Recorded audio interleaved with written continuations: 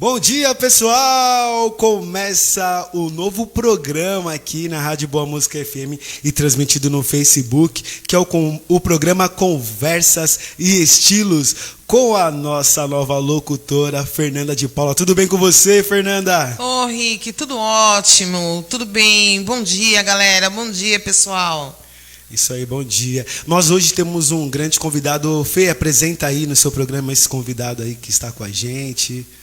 Pois é, hoje, na estreia do Conversas e Estilos, não poderia deixar de trazer uma pessoa muito especial para a minha vida, para o meu dia a dia, para a minha trajetória de luta, que foi a pessoa que realmente me inseriu dentro de todo esse contexto, né? Então, ele é uma pessoa que realmente sempre esteve à frente do seu tempo, né? Sempre lançou tendências, sempre muito engajado, muito antenado sobre todas as questões, que é Eduardo Joaquim de Oliveira.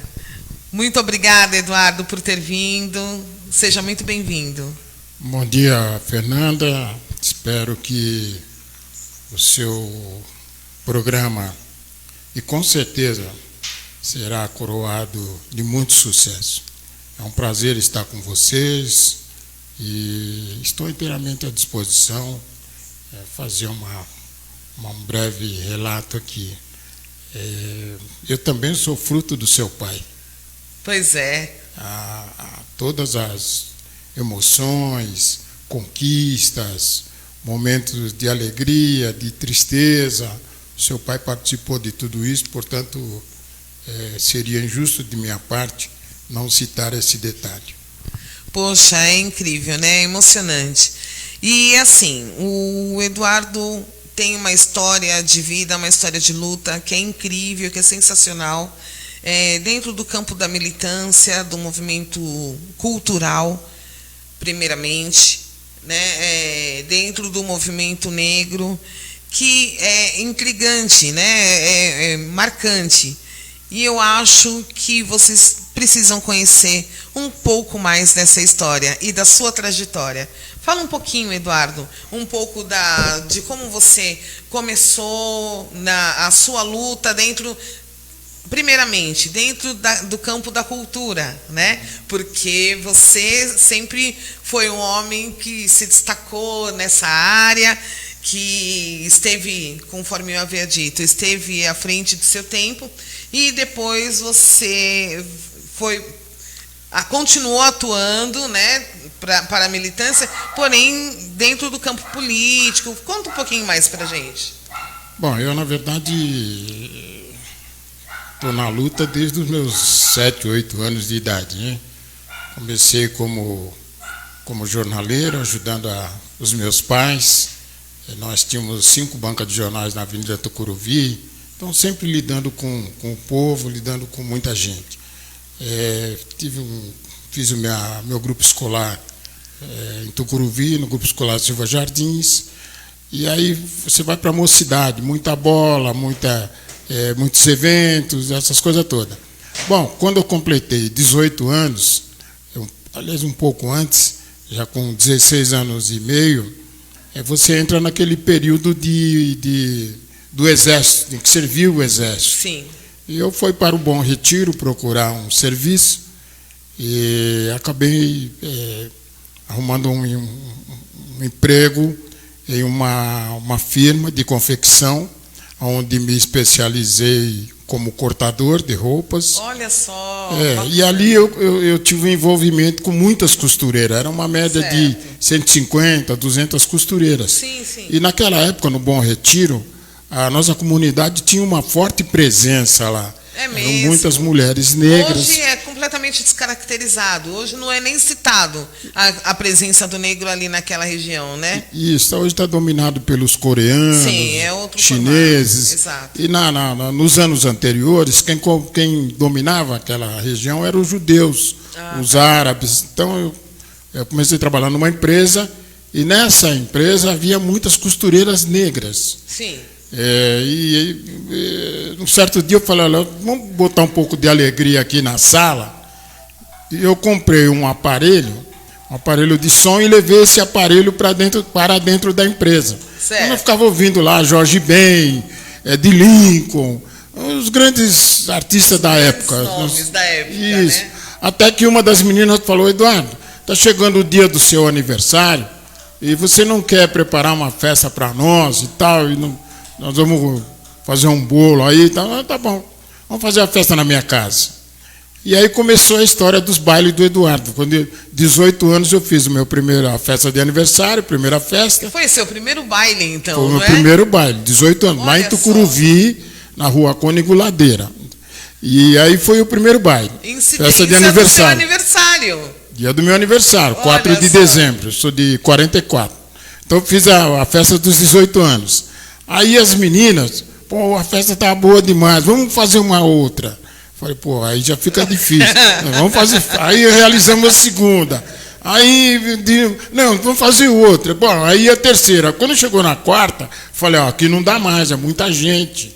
Então vou alugar um salão. Eu imagino que já deve ter, então, um aglomerado, né? Isso vai criando um corpo, né? Vai se tornando uma tendência, não é? Isso, aí começaram a dançar. Tinha gente dentro da residência e pessoas na rua, dançando na rua. Nossa Porque Senhora. você imagina, começou a vir gente de todo lugar.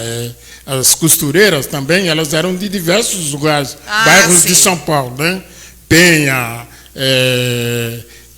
Casa Verde, enfim. Foram multiplicando, né? Foram se multiplicando. Aí eu falei, agora não dá mais, agora daqui eu vou para um salão.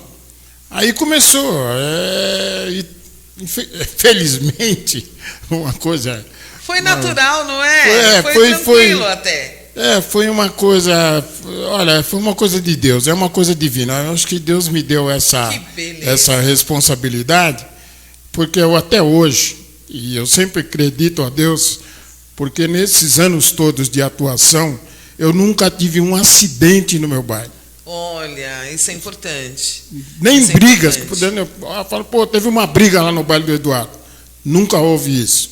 Pelo contrário, os meus convidados sempre me respeitaram e, acima de tudo, sempre respeitaram aquilo que eu estou envolvido, ou nos eventos que eu estou envolvido. Pois é, e a partir de então, durante quanto tempo você ficou atuando nessa questão dos bailes e festas? Porque houve um momento em que só se falava no baile do Eduardo, não é? Então as pessoas, as mulheres na sua maioria, enfim, as pessoas se preparavam para ir ao baile do Eduardo, né? Bom, aí eu comecei a projetar. Certo. Né? Aí realmente eu comecei a construir um projeto. Ok. Porque o que eu percebi, as pessoas se deslocavam dos bairros mais distantes possível. Sim. Vamos imaginar, a pessoa saía do Capão Redondo para ir no baile do Eduardo no centro da cidade. Então eu comecei a projetar a formação de uma equipe no Capão Redondo, como formar uma equipe na Vila Carrão, como formou uma equipe na Lapa. Você descentralizou. Descentralizei a coisa. Entendi. Comecei, por exemplo, quando eu ia para Lapa, eu realizava meus bailes com o Johnny, porque o Johnny já vinha de família também que atuava nesse campo. Então, e era da região. E ele era da região da Lapa. Certo. Hoje eu faço o seguinte comentário: são bailes periféricos. Você tem o baile central e tem os bailes periféricos, né? Então eu considerava o baile do Johnny um baile periférico. Entendi. Ele nunca, você pode perceber que até hoje ele só fica lá na Casa de Nassau. Ele não sai daquele cantinho dele, ele já está feito, está se dando bem lá, graças a Deus. Bom, aí nós conseguimos formar esse número grande de equipe que nós temos hoje. Houve a reprodução, o trabalho deu certo. Hoje dá emprego para muita gente. Muitas pessoas. Muitas gráficas funcionando, porque você vai aos bailes, é uma enxurrada de panfleto, hoje se fala fly. Exato. Não é? Então, tudo isso, eu entendo que dentro do projeto que nós elaboramos, imaginamos e elaboramos, acabou dando certo. Pois é.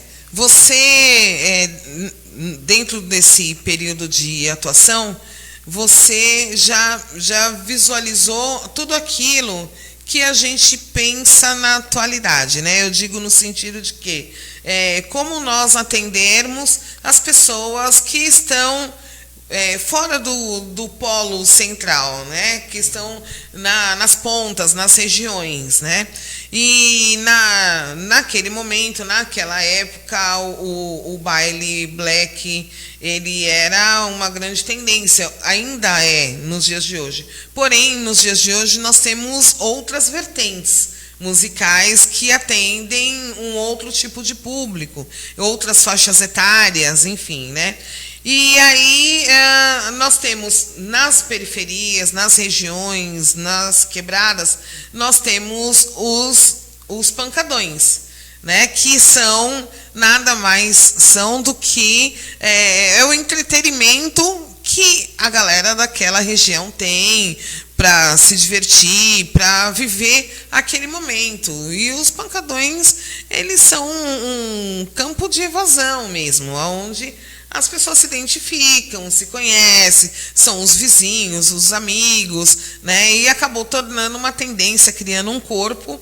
E eu gostaria de saber com você de que forma que você vê essa questão a questão dos pancadões, né? Você fez uma citação aqui de que você, dentro desse período que você fazia os bailes na sua casa, nunca houve nenhum indicador, nada, de forma alguma foi criminalizado, ou indicador de violência, ou algo do tipo, né? E hoje a pauta do dia, ela se dá em decorrência de uma atividade realizada nas grandes periferias, nas quebradas, porque a realidade local, né?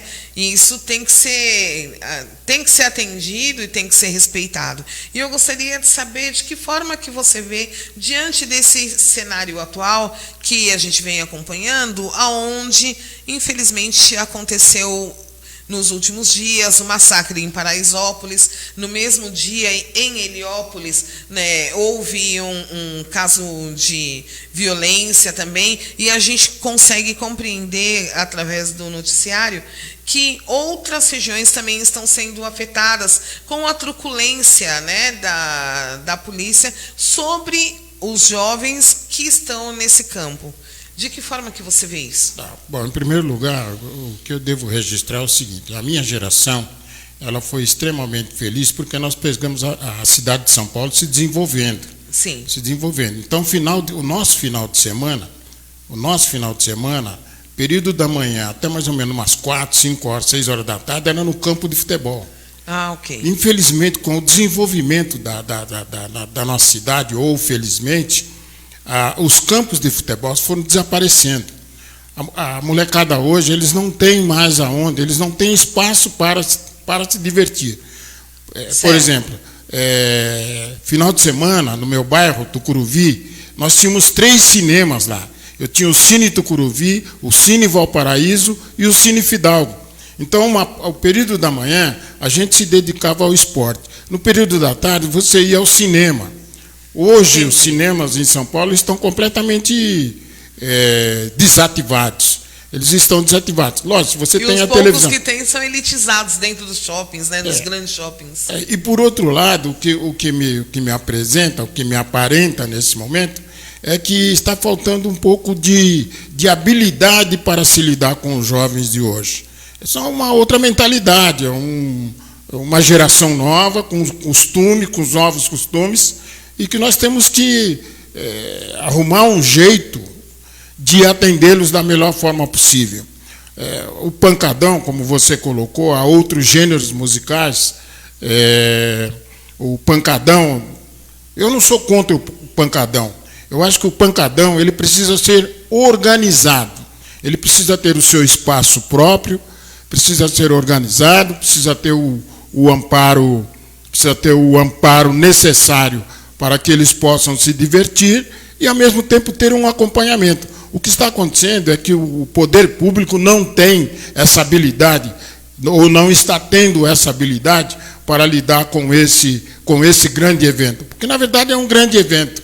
Agora, precisa ser organizado, precisa ter a infraestrutura. Você bota 5 mil pessoas na rua, não tem banheiro, não tem bar suficiente. Fica aquele... Você já imaginou 5 mil pessoas na rua, sem infraestrutura?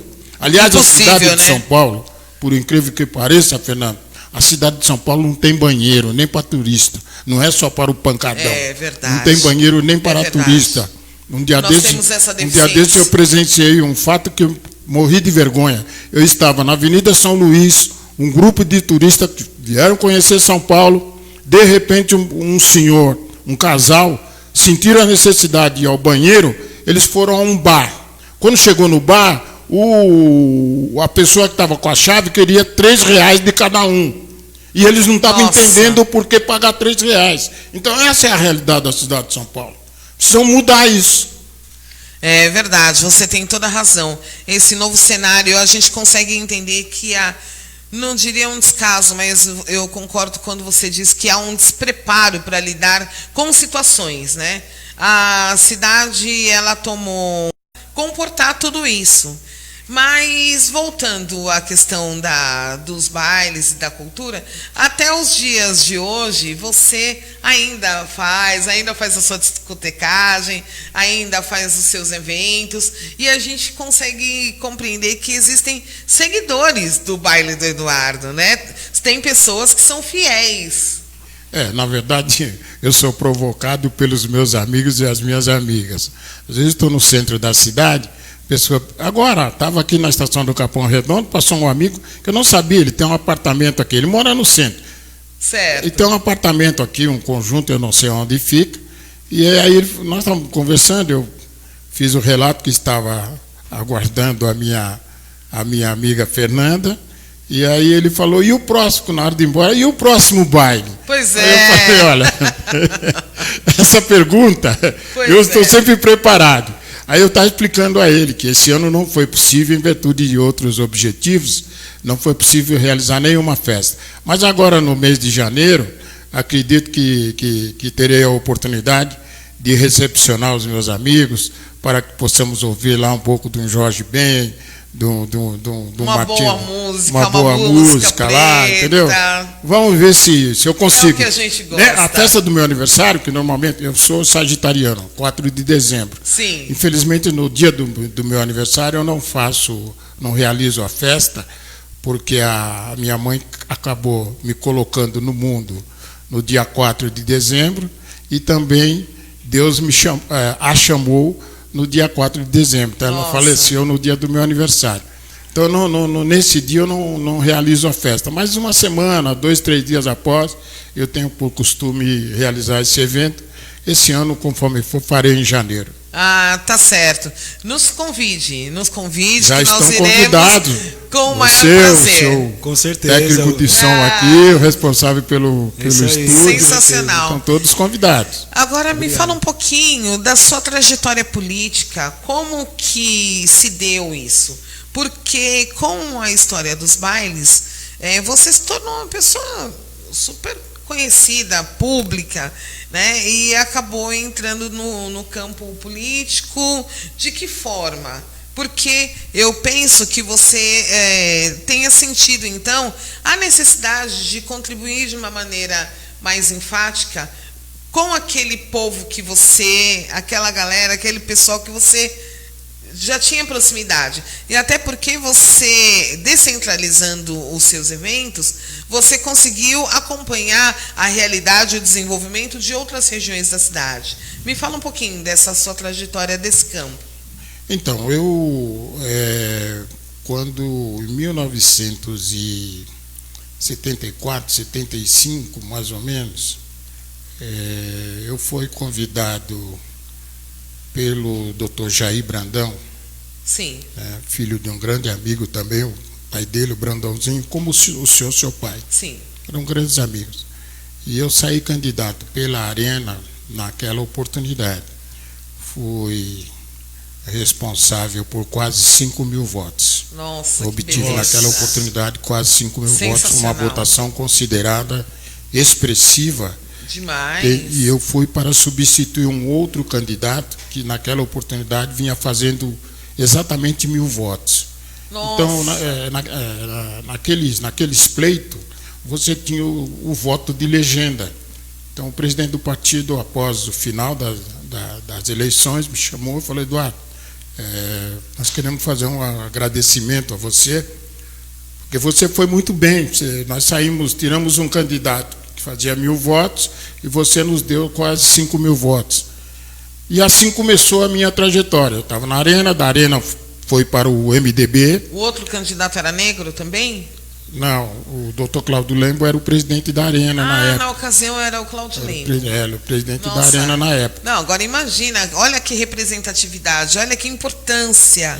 Né? Um homem negro, né, à frente do seu tempo, naquela época, está em substituição, né, a uma pessoa já politizada, já dentro do campo político, que com 1.000 votos você trouxe. Subir para 5.000 votos. É muita coisa. E aí, logo em seguida, eu recebi um outro convite do ex-deputado Castelo Branco para me filiar no MDB, porque algumas pessoas... Aí eu comecei a entender de política. Eu não entendia política, o negócio era eventos. Certo. Aí eu comecei a entender, né? Então eu acabei mudando, saí da Arena, fui para o MDB, e entrei na luta pela conquista da redemocratização do país. Olha só. Aí fui participar daqueles grandes comícios, Entendi. Eleição direta, tudo aquilo eu participei. Tanto é que a revista Veja 50 anos, vou dar uma notícia para vocês. A revista Veja, a capa da revista Veja 50 anos, eu vou mandar depois para vocês, tá a minha cara lá. Olha eu estou atrás, eu estou nas costas do Dr. Ulisses Guimarães e atrás do Dr. Tancredo Neves. Sensacional, hein? Que legal. Representatividade 100%. O único negro, pode pegar a foto, você vai ver, o único negro lá. Que massa, isso é um orgulho. O Dr. Ulisses me pegou pelo braço, me colocou, você fica aqui. Olha só. Em Brasília, no Congresso demais. Nacional. Bom, aí eu já estava entendendo de política, estava na direção do MDB, brigando pelas questões negras lá, até chegar na presidência do Conselho. Eu cheguei na presidência do Conselho, a gente continuei trabalhando, buscando resultados positivos para a nossa comunidade, delegacia contra crimes raciais, cota para os negros, e uma série de visitas do Dr. Nelson Mandela. Faço questão de citar, porque isso foi um feito nosso. Pois é, Conselho da Comunidade Negra do Estado de São Paulo, isso. Que então era ligado à Secretaria de Estado, não é? Na época, na minha gestão, o Conselho era ligado direto ao gabinete do governador. Aliás, é lei. O Conselho, eu tenho cobrado isso da atual direção. O Conselho tem que estar ligado. Toda a atuação dele se dá no gabinete do governador do Estado. Não é na Secretaria da Justiça. Eu sou contra isso. Já falei para o secretário, falo para o governador se houver oportunidade. O Conselho é um órgão ligado direto ao gabinete do governador do Estado. É lei. Para um procedimento contrário, há necessidade de se apresentar um novo projeto, passar pela Assembleia Legislativa, para ver se os deputados aprovam ou não. Da forma como está sendo conduzido, está errado. Olha, e atenção, hein, galera? Preste atenção e ouça sabe as palavras do Eduardo. Precisa se antenar, se atentar a esses detalhes, né? Porque fica parecendo que é realmente ligado à Secretaria de Justiça do Estado e que está tudo certo. E não é, né? Na verdade, não é. Nós não podemos retroceder. As nossas conquistas têm preço. Elas têm preço. É muito suor, muito sangue, muita emoção, muita adrenalina. Quando nós temos uma conquista, nós temos que preservá-las. Eu vou deixar aqui, com a sua permissão, Fernanda, uma pergunta a todos que nos ouvem e que nos veem nesse momento. Há uma discussão sobre cotas, em que pese já ter transitado e julgado, esse assunto não deveria ser discutido mais. Mas tudo que é nosso é rediscutido. A escravidão é rediscutida e não se resolve. Uma série de pontos que eu poderia estar elencando aqui agora. Então, as cotas é o seguinte. Eu pergunto, quando a pessoa vem falar de cota comigo, aqueles que são contrários, eu pergunto, você é contra a bolsa de estudo?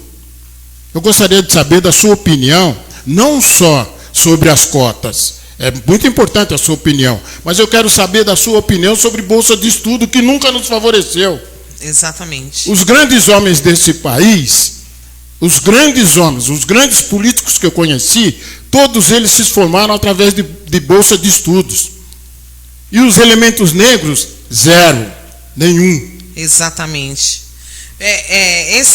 A questão das cotas, ela é sempre muito polêmica, né? Porque, infelizmente, a gente ainda consegue encontrar no meio do caminho, no campo da luta, pessoas que são contrárias às cotas, não é? Inclusive pessoas negras. Então, o nosso entendimento é de que existe a necessidade da cota por uma questão de reparação. É desta forma que você vê? Sem dúvida nenhuma, sem dúvida nenhuma. Quando você usa todo um discurso de igualdade, as cotas têm que entrar. Não tem porque, infelizmente, o processo de escravatura nos colocou numa posição de desiguais. Totalmente, 100%. Nós somos desiguais, nós estamos lutando, nós estamos chegando. Nós estamos chegando. A comunidade não morreu, não parou, nós estamos chegando. Exato. Mas nós queremos que os nossos direitos sejam reconhecidos, da mesma forma como as outras comunidades. O negro nunca se postou contra qualquer comunidade que faz as suas reivindicações. Pelo contrário, nós sempre nos colocamos a favor. Agora, nós também precisamos sermos, não digo nem favorecidos, mas reconhecidos os nossos direitos. Com certeza, com certeza. Veja, eu acho que dentro disso que você coloca, a gente consegue identificar que desde o dia 14 de maio, que foi o dia seguinte da abolição da escravatura, todos os indicadores da época, né, que foram deficientes à população negra, eu digo no campo da educação, moradia, saúde, emprego, isso tudo se reflete até os dias de hoje. Até o dia de hoje a gente passa por um reflexo dessa linha, né? Só se modernizou, né? Só porque se a gente for analisar a população carcerária, se a gente for a questão da educação, a questão da moradia, da saúde, do emprego, poxa, até os dias de hoje a população negra ela passa por uma série de deficiências nesses campos, que são primordiais, né? São as pastas prioritárias. Eu penso que segurança, saúde e educação são fundamentais. E nós estamos sempre aquém nesse quadro. E eu penso que seja isso um reflexo desde o dia seguinte ao processo de abolição da escravatura. O que você acha disso? Eu vou aproveitar para falar um pouquinho sobre terras. Né? Às vezes, quando eu vou para o interior, eu vou observando, faço questão sempre sentar na janela para eu poder observar. Então, você vai para o interior, você vê aquelas fazendas enormes, né? Cana-de-açúcar, enfim, café. Os produtores, os de hoje, já são segunda ou terceira gerações que estão se beneficiando daquelas terras doadas ou cedidas pelo governo, dentro da lei das Três Marias, virou uma coisa hereditária. E para nós não dedicaram nada. Fala um pouquinho, o que é a lei das Três Marias? As Três Marias por exemplo, você chegava, os imigrantes, as terras eram dominadas pela igreja. Você pode ver que toda a cidade ela tem lá uma catedral. Sim. Ali começa a cidade. Então, o que acontece? Você ia à igreja, conversava com o padre e ele autorizava você a pegar um pedaço de terra, que entra na lei das Três Marias. Né? Então, essas terras, o europeu, que já saía do seu país com uma certa experiência, Ele nunca pegava um terreno de 5 de frente por 10 de fundo, ou 25 de fundo. Ele já pegava botava um pau aqui e o outro pau lá na Praça do Correio. Aí... E virava uma fazenda, ele se tornava o proprietário daquela fazenda. E ele ajudava, e aí dava uma ajudinha para a igreja, ajudava a igreja, né? Dava lá a sua contribuição na igreja e tal. Essas terras foram doadas dentro da lei das Três Marias, considerado Três Marias. E até hoje, eles mantêm sobredomínios, passou de pai para filho, de avô para neto, e estamos nessa situação até hoje. Quando você vai falar de reforma agrária, é a maior confusão no país. É verdade, é verdade. É a maior confusão no país. Aliás, uma das pautas mais discutidas, né? E o negro norte-americano, quando foi liberto, ele recebeu um pedaço de terra e um burro, né? O negro brasileiro não recebeu o quê? Recebeu nada. Recebeu pancada. Muita. Trabalho forçado. Trabalho forçado, depois de que foi liberto, aí ficou no meio da rua e era preso por vadiagem, porque não era concedido a eles emprego. Foi colocado projeto de lei para que eles não tivessem acesso à educação e à saúde. Meu Deus, é uma loucura isso. Fernanda, muito interessante. Há detalhes, né? Se você pegar as comunidades, elas quase todas estão organizadas. Sim. Né? O judeu está na hebraica, o alemão está no Clube Pinheiros, o italiano está no Circo Italiano, o árabe está lá no seu Clube Monte Líbano, e etc, e etc. O português está na sua portuguesa, lá na Casa de Portugal e tal. Bom, então o que acontece? Essas comunidades organizadas, elas recebem até hoje incentivo dos seus países. Nossa! Eles recebem incentivo dos seus países até hoje. Como pode, né? Eles recebem incentivo e a gente? E nós? Nada. E nós? Primeiro porque o país, ele tem todo um perfil ainda, ele ainda tem um resquício de racismo. Ele ainda tem esse resquício. Há poucos dias um escritor corajosamente fez essa colocação através dos seus livros e os veículos de comunicação, e o que ele falou é pura verdade. Então, o que acontece? Quando chega na hora de discutir a nossa participação nesse bolo, aí vira uma tremenda discussão, uma confusão danada, e não se resolve. E o escritor que deu essa entrevista, ele falou com muita propriedade. Enquanto não resolver essa questão da escravidão, o Brasil não sai do lugar. É verdade. O Brasil não sai do lugar, porque tem uma dívida, tem uma pendência, e a necessidade de se acertar isso.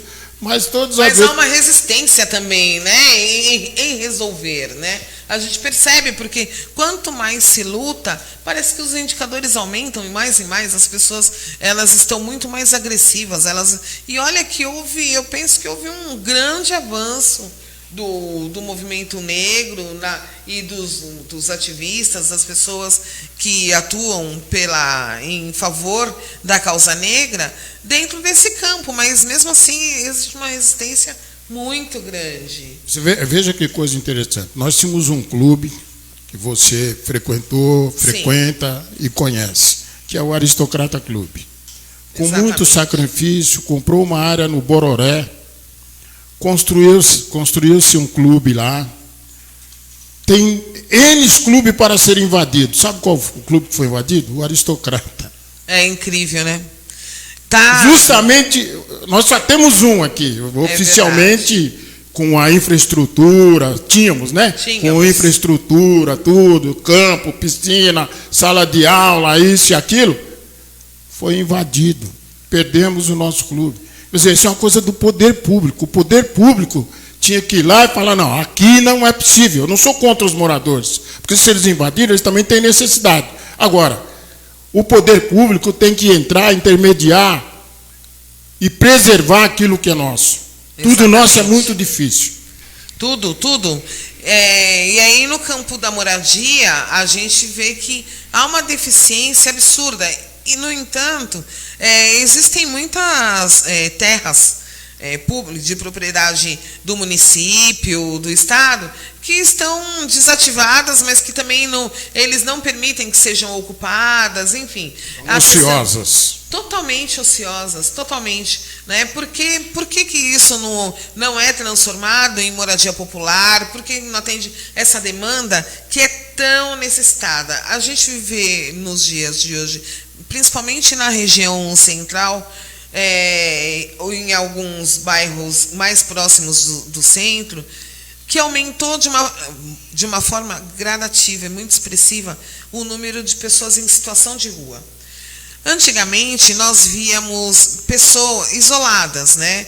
Na sua maioria homens, eu creio que de 30 anos mais, que estavam ali, naquela situação, enfim.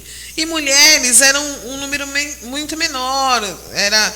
Você conseguia identificar que algumas mulheres estavam em situação de demência, enfim, né? Mas era um número menor de mulheres na rua. Hoje se vê famílias inteiras morando nas vias públicas, em praças, tal, em grandes localidades. No centro, próximos ao centro, ali na Marechal Deodoro, na Avenida Paulista. Me permite, eu tenho colocado que a cidade de São Paulo foi transformado, ou está sendo transformada, num autêntico albergue a céu aberto. Nossa! É um albergue a impressão que se tem, a céu aberto, com um odor insuportável. Nossa! Quem quiser saber, sentir essa diferença, está fácil.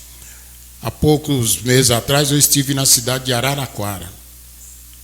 Eu me senti envergonhado, porque você chega em Araraquara, você é recebido com um ar com sabor de laranja, em virtude da Cutrale.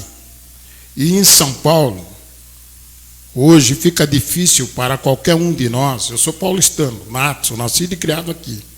Então eu vi a São Paulo, meu amor, como estou vendo a São Paulo do desespero. É isso que me dói. Exatamente. Então, você vai para o centro de São Paulo, está tudo deteriorado. Você vai para as periferias de São Paulo, está tudo deteriorado. Não tem uma referência. A cidade perdeu a sua referência. As pessoas saíam de casa, na minha mocidade, se arrumavam e tinham o prazer de informar: eu estou indo passear na cidade. Exato. Hoje não se ouve mais isso. A cidade está completamente abandonada. O centro da cidade não dá para andar mais. Determinado horário era tão comum, né? As pessoas saírem ali daquele corredor das universidades, da Avenida Liberdade, e ir para a Praça da República a pé. Vai pela Rua Direita, enfim, passa pelo Largo São Francisco. Era um caminho até muito bonito, porque a arquitetura paulistana ela é muito bonita, né, muito graciosa. Hoje em dia é impossível, porque o centro da cidade, das 6h30, 7 horas da noite, ele já é tomado, né, pelos seus moradores a céu aberto, né, que são essas pessoas que você bem coloca.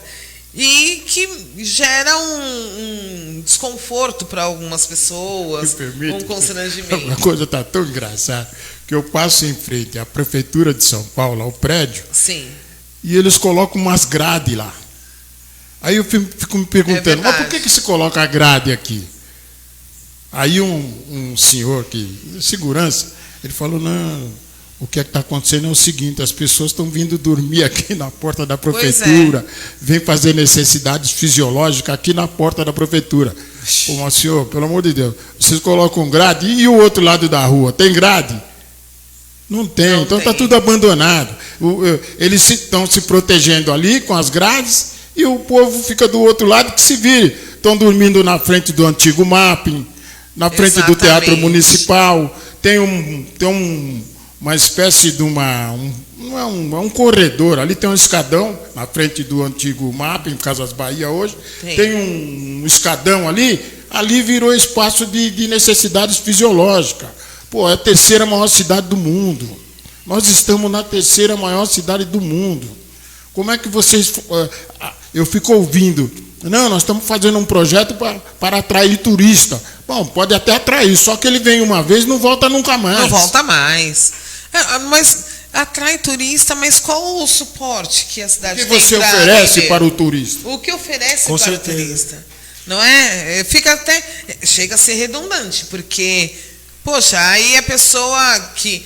Bom, São Paulo deixou de ser só aquela cidade cinza, da Terra da Garoa, que também tinha o seu encanto, não é? Tinha aquele clima londrino, né, que as pessoas falavam. E hoje? Hoje, Fernanda, a coisa está assim.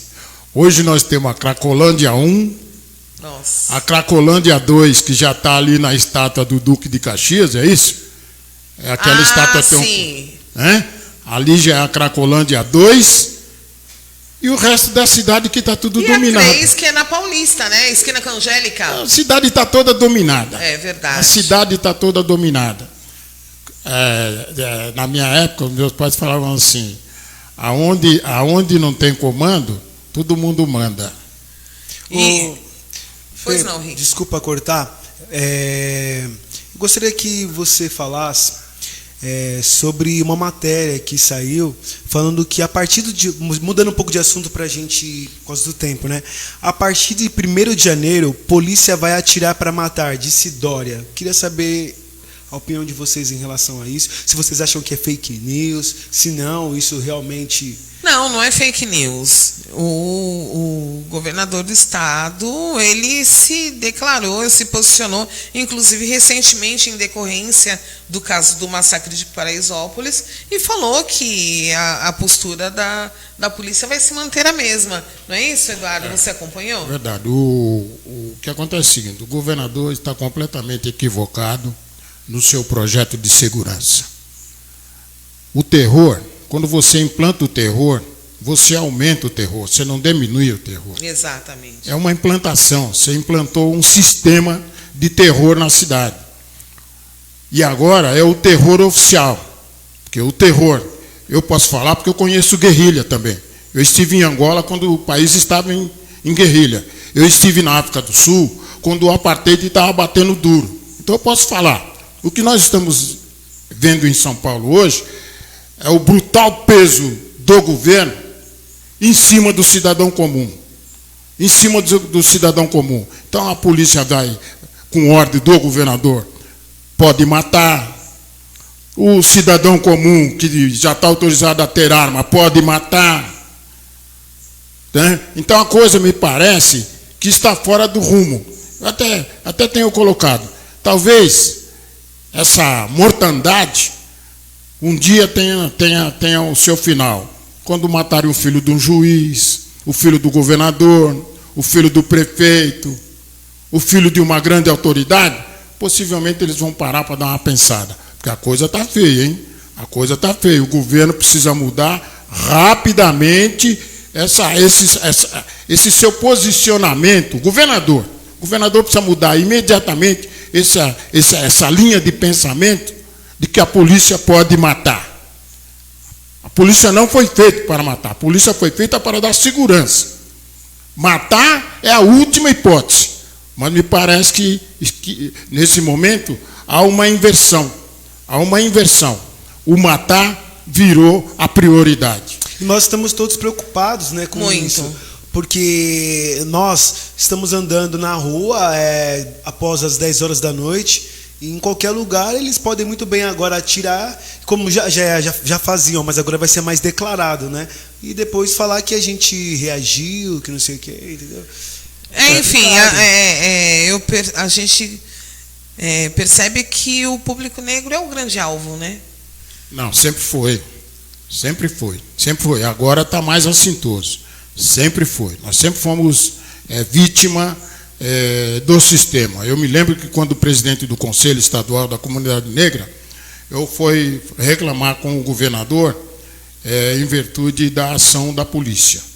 E naquela oportunidade o governador determinou que todo o comando da polícia teria que participar, e participaram de uma reunião conosco dentro da sede do Conselho. E eles concordaram, né? Fizeram algumas críticas e tal, alguns, inclusive militares negros, eles fizeram, foi colocado abertamente algumas críticas lá, mas nós chegamos num ponto.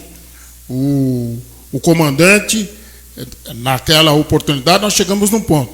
Vamos então buscarmos uma fórmula que possa diminuir, eu diria quase que uma perseguição. Eu diria que naquela oportunidade, na minha ótica, na minha visão, era uma perseguição.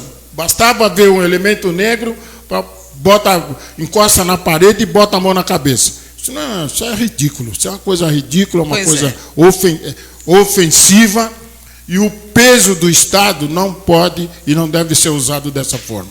Ele tem que ser igual para todos os cidadãos. Infelizmente, isso a gente vê que não acontece, né? Eu vou voltar um pouquinho na questão do entretenimento no sentido dos pancadões, né? Que estão tendo eu não diria uma perseguição, mas a polícia está atuando de uma forma muito mais efetiva nos bairros por conta dos pancadões. Só que se as pessoas forem para o centro da cidade, na região de Higienópolis, em frente à Faculdade Mackenzie, todas as sextas-feiras, a gente vai ver que existe um grande acúmulo de jovens consumidores de bebidas, alguns consumidores de droga, e que tocam as suas músicas e fazem seus aglomerados até altas horas da madrugada, né? Se nós formos verificar a questão de grandes eventos, né? Porque o que eles alegam? Não, porque ali tem grande concentração de drogas, tal, ou seja, não há nenhuma apologia a favor da droga, não é isso, né? Mas no Lollapalooza tem droga?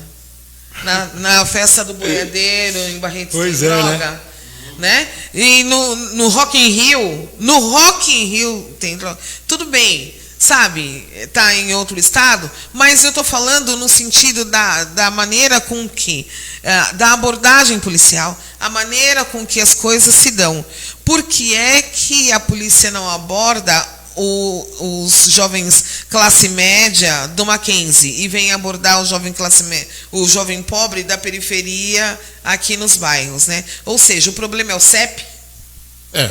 Eu vou complementar, porque eu digo sempre que Deus me agraciou muito com muitas coisas também, coisas boas que eu pudesse participar, e momentos ruins que foram transformados em lutas. Por exemplo, as escolas de samba no passado, todas elas foram super perseguidas, da mesma forma como está sendo perseguido hoje o pancadão. Bastava a bateria iniciar o seu ensaio, a polícia chegava, furava todos os instrumentos, levavam tudo para a delegacia, jogavam pelas ruas afora, e de vez em quando prendiam alguns sambistas. Muito bem, hoje, esse filme que eu já assisti está sendo repetido através dos pancadões. Pois é. Hoje se persegue os pancadões, é o que eu estou dizendo. O poder, o peso do Estado tem que estar presente para organizar. É uma manifestação do povo, e uma manifestação que eu diria que não tem sentido de guerra. Ela não tem sentido de guerra ou de guerrilha. Ela tem sentido de divertimento. É lógico que quando você bota 5.000 pessoas na rua, pode aparecer um ou outro que você tem que tomar cuidado. Mas se você tiver uma segurança no local, e aí eu falo dentro da minha experiência de 50 anos, se você botar uma segurança no local, ajudar na organização, conversar com as lideranças, pancadão possivelmente seja uma boa saída para a juventude. E uma saída barata. É uma saída barata, porque os deslocamentos, as pessoas que estão se deslocando, elas vão para se divertir. Né? Elas vão para se divertir. Agora, é lógico, você tem um ou outro que às vezes foge um pouco, ou bebe um pouco, ou uma coisa. Isso é tudo normal. Até num baile, por exemplo, eu quando realizo meus shows, grandes shows, eu tenho que tomar o máximo de cuidado. Porque eu pego um elemento que ele entra lá, ao invés de tomar uma cerveja, ele toma 10. Eu tenho que botar alguém tomando conta desse cidadão. Isso é normal. Verdade. Agora, se o Estado quiser, só depois de tudo pronto, aí o Estado chega para descer a borracha, aí não dá, fica difícil. Por que será que o Estado, o município, enfim, não organiza a questão dos pancadões, assim como organiza o carnaval de rua? Né? Porque o carnaval de rua também é uma novidade dentro do contexto cultural, né? Que hoje tem todo o suporte, que também aglomera, tem uma grande concentração de pessoas, e tem todo o suporte do município, em todas as áreas. Eu digo na questão da segurança, transporte, saúde, estão todos ligados e voltados à questão do carnaval de rua. Por que essa atenção não é dada aos pancadões? O que acontece é o seguinte, quando o Estado, na minha visão, o Estado tem que entrar com a infraestrutura. O Estado tem que entrar com a infraestrutura. Bota banheiro lá, bota palco, bota som, coloca a infraestrutura e dá a infraestrutura de segurança sem se envolver com o evento. Não há necessidade do poder público se envolver com o evento em si, de determinar como vai ser, como não vai ser. Isso é coisa dos jovens. Isso é coisa dos jovens. É melhor eles deixarem as suas energias num evento como esse, com o Estado entrando com a infraestrutura, do que eles estarem andando por aí, nossos filhos, não é? Sem a gente saber o que eles estão fazendo. Eu não sou contra nenhum tipo de manifestação. Os comícios, quem vai em comício? Quem já participou de comício? Hoje não se vê mais comício. Mas os comícios é semelhante ao pancadão. Não tem nenhuma... Comícios e showmícios, né? Então, essa coisa do poder perseguir os grandes movimentos, como no passado as escolas de samba sofreram muito mais do que o pancadão. Você imagina se chegar no ensaio da escola de samba, furar tudo quanto é instrumento e jogar todos os instrumentos pelo meio da rua. Era isso que acontecia no passado. Hoje, graças a Deus, elas estão todas alojadas, cada uma nas suas quadras e tal, e a polícia respeita. Da mesma forma, o governo respeita. Da mesma forma, tem que respeitar o pancadão. Vamos ajudar os meninos, é uma nova geração, daqui a pouco isso aí passa, eles vão buscar outro tipo de divertimento, e vamos ver se a gente constrói uma história positiva nesse país, porque está cheio de coisa negativa. Você foi presidente da União das Escolas de Samba Paulistana, não é, Eduardo? A matriarca do samba, né, como é dita dentro desse segmento. E foi uma grande experiência. Como que foi isso para você? Foi uma excelente experiência, porque a minha mãe era presidente de escola de samba, né? Olha. Lá no meu bairro. De qual escola? Curuvi. O meu tio Ben era maestro no Paulistano da Glória. Então a gente tem toda uma tradição de música na família, né? A minha irmã foi rainha do carnaval, pela Vai-Vai, gosta muito de você, a Helenice. Então o que acontece?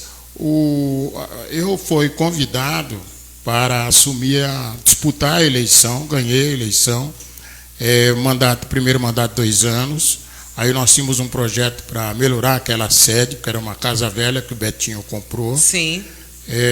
Nós tínhamos um projeto para melhorar, aí houve a renovação do estatuto.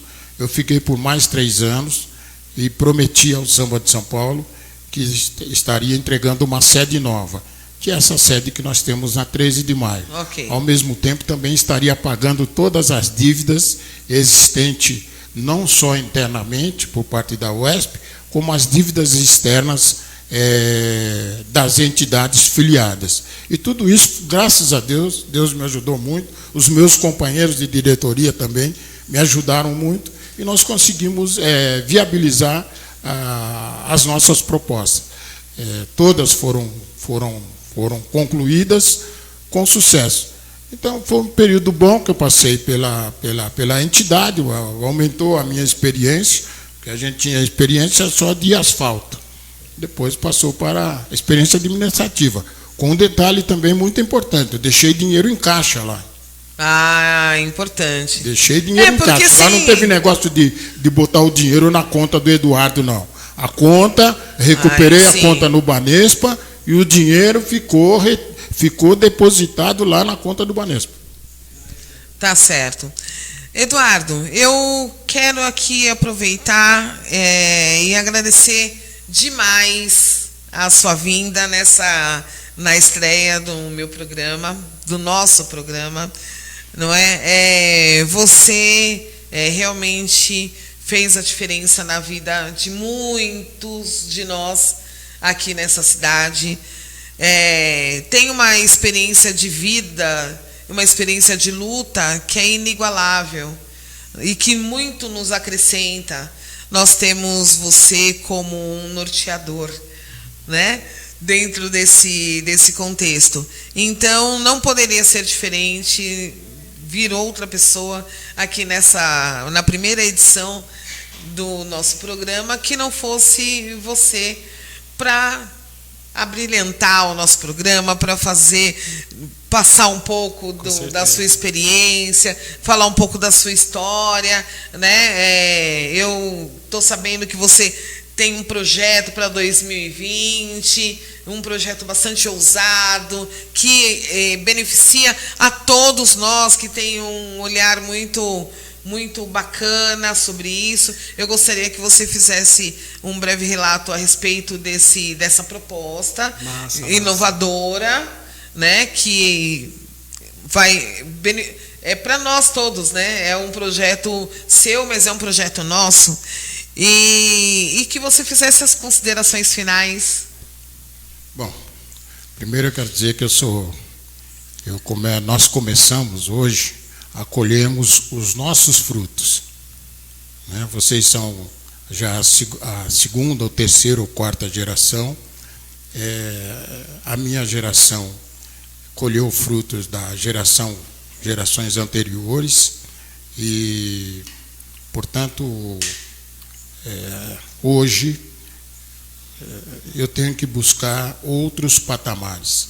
A nossa luta não pode, como eu falei há algum tempo atrás, ela não pode parar.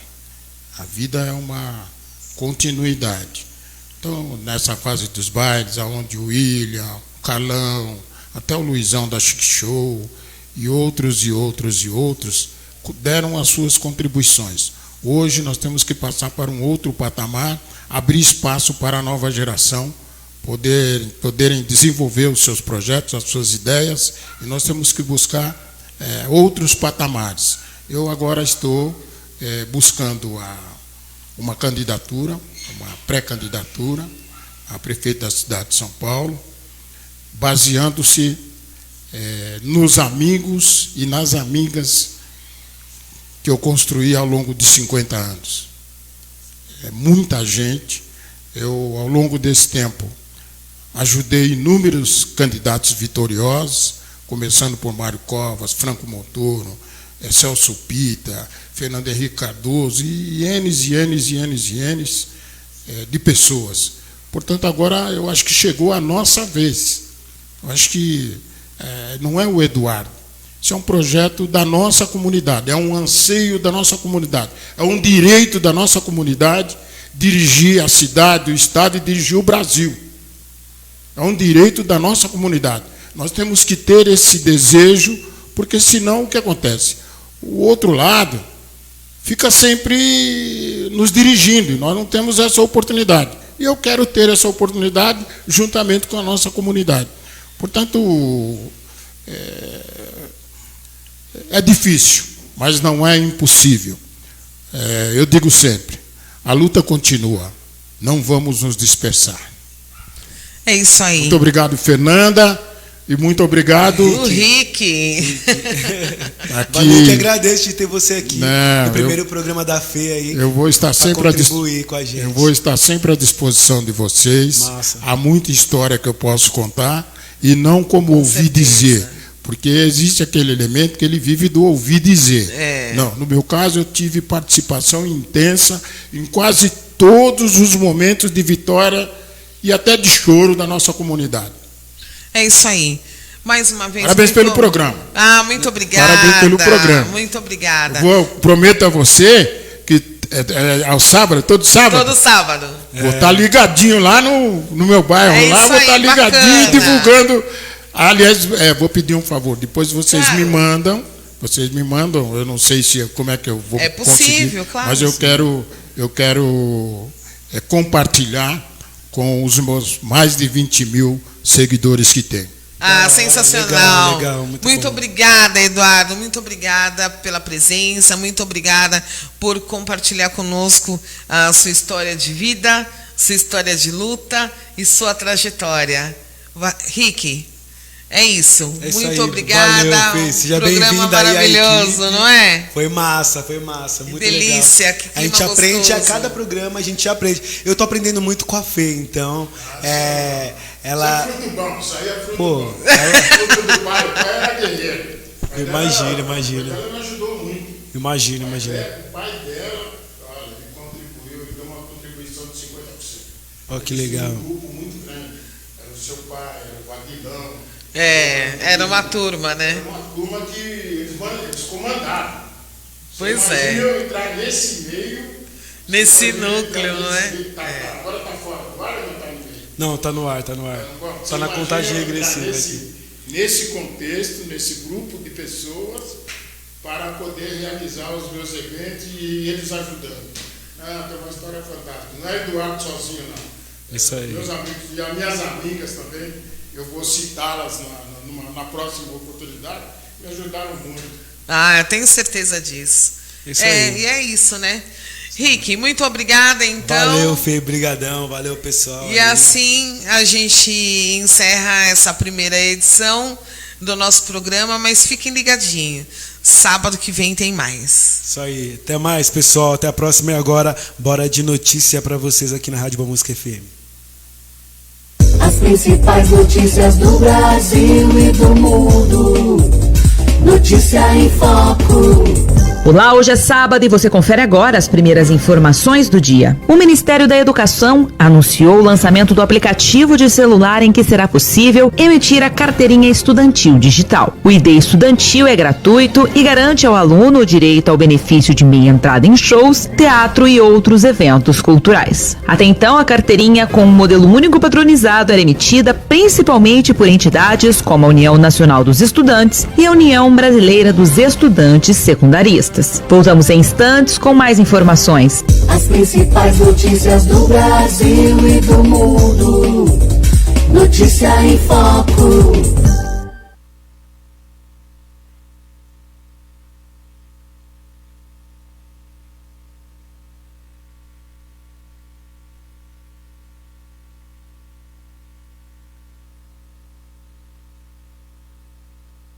As principais notícias do Brasil e do mundo. Notícia em foco.